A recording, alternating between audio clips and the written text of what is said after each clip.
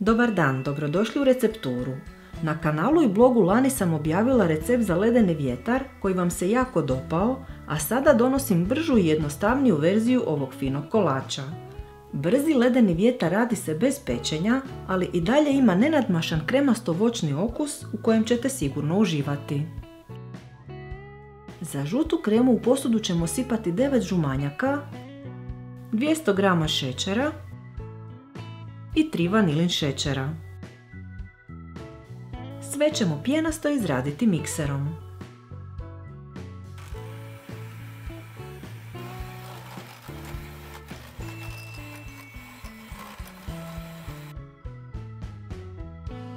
Zatim treba dodati 160 g oštrog brašna i 30 g gustina,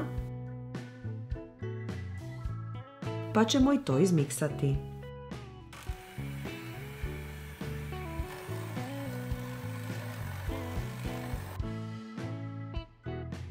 Za ovu kremu trebamo ukupno 600 ml mlijeka. Od toga ću odvaditi oko 200 ml, odnosno 2 kutlače, te sve dobro izmiksati da nema grudica.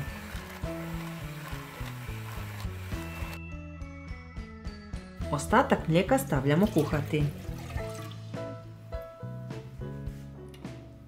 Kad zakipi mičemo ga s vatre i sipamo žutu smjesu. Kratko ćemo promiješati, pa vratiti na vatru. Kremu kuhamo uz miješanje dok se ne zgusne.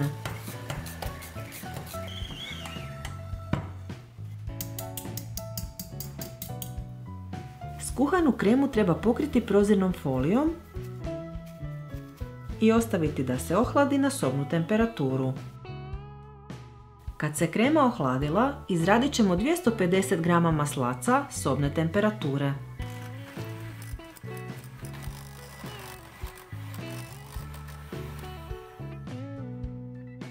U više puta dodat ćemo žutu kremu i svaki put dobro izraditi mikserom.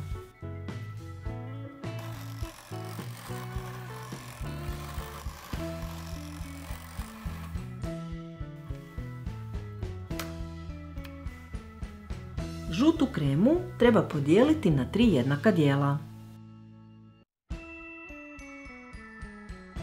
Zatim ćemo izraditi 800 ml vrhnja za šlag, od kojeg ćemo raditi bijele slojeve.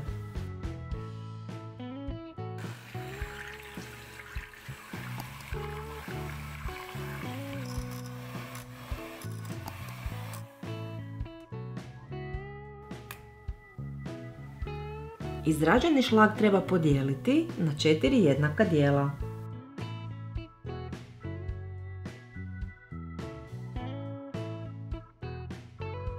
Od voća trebamo 3 veće ili 4 manje banane koje ćemo narezati na kolutiće.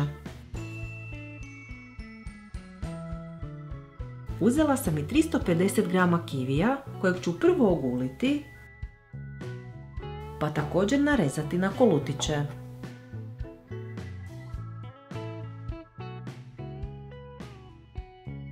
Trebamo i 350 g jagoda koje sam prethodno oprala i posušila, te ću ih narezati po dužini.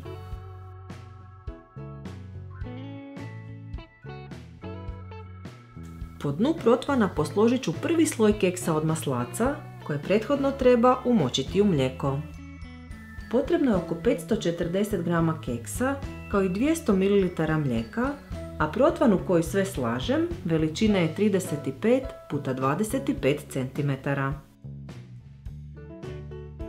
Prema potrebi kekse narežite kako bi potpuno pokrili dno protvana.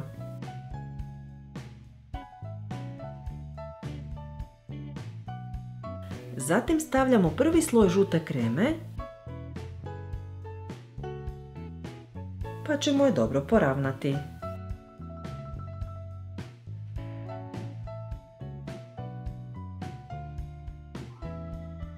Odmah nanosimo i prvi sloj šlaga, pa ćemo ga isto poravnati.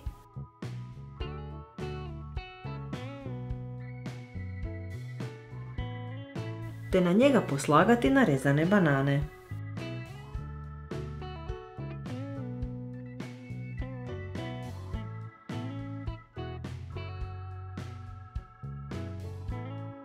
Nakon toga ćemo opet umočiti kekse u mlijeko i složiti drugi sloj od keksa.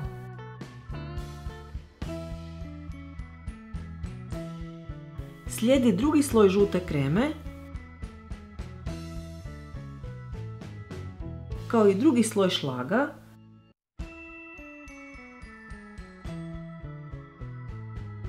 na koji ću poslagati narezane jagode.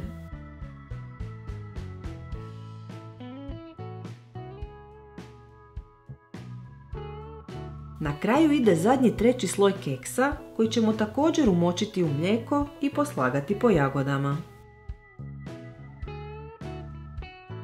Stavljamo i zadnji sloj žute kreme,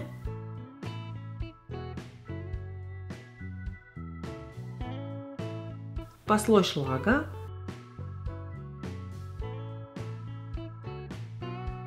i na njega ćemo poslagati narezani kivi.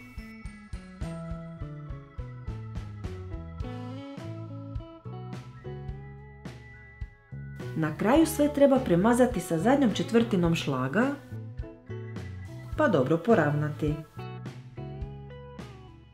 Kolač stavljamo u frižider preko noći da se dobro ohladi, a prije posluživanja svaki komad možete ukrasiti narezanom jagodom. Ako vam se dopao ovaj video, dajte nam like i zapratite nas, te ne zaboravite stisnuti zvonce kako bi dobili obavijesti o novim receptima. Sve naše recepte u pisanim verzijama potražite na web stranici receptura.com. Bye!